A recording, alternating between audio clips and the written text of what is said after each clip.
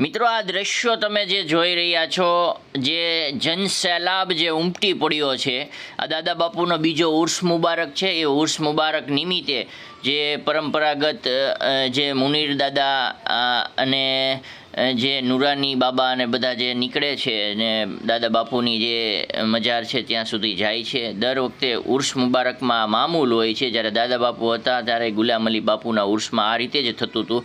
ત્યારે હાલમાં દાદા બાપુ નથી, તેમનો બીજો ઉર્સ મુબારક છે. પણ તમે જે આશિકે દાદા બાપુનો જે સેલાબ છે એ તમે જોઈ શકો છો કે જે એ ક્રેઝ છે હજી એનો એ જ બરકરાર છે. દાદા બાપુ હયાતીમાં નથી, અત્યારે પડદો કરી ગયા છે, છતાં મુનીર દાદા છે. પણ જે આશિકે દાદા બાપુ છે એ હજી તમને એટલા બધા જ પ્રમાણમાં જે ઉર્સની અંદર તમને જોવા મળે છે. તમે જોઈ રહ્યા છો કે જનસેલાબ એટલો મોટો ઉમટી પડ્યો છે. આ ડોમ તમે જોવો છો કેટલો મોટો વિશાળ ડોમ છે. અને પબ્લિકની જો વાત કરવામાં આવે, રાત છે, વરસાદ છે, છતાં પણ તમને પબ્લિક એટલું બધું જોવા મળે છે. તમે જોઈ રહ્યા છો, બરાબર છે.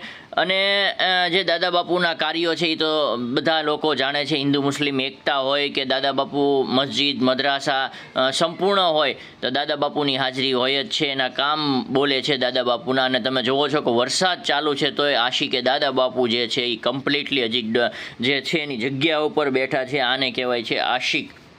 તો સુન્નીઓનો જનસેલાબ જે છે એ સાવરકુંડલામાં ઉમટી પડ્યો હતો. જો તમને વિડીયોમાં મજા આવે તો લાઇક અને શેર, અમારી ચેનલને ખાસ કરીને સબસ્ક્રાઈબ કરી દેજો.